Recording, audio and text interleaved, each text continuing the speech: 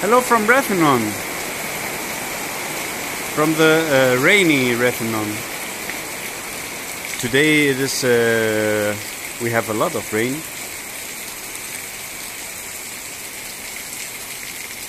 But we were very brave and get out of the house. But I don't know how we will get back to our car.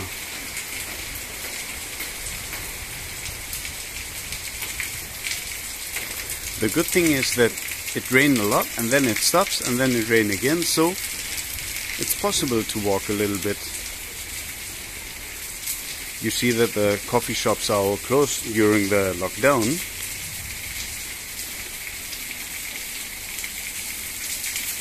And it's also beautiful to walk here, really.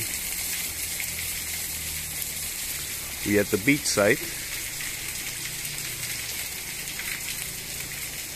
So many greetings from the really rainy Rethymnon today.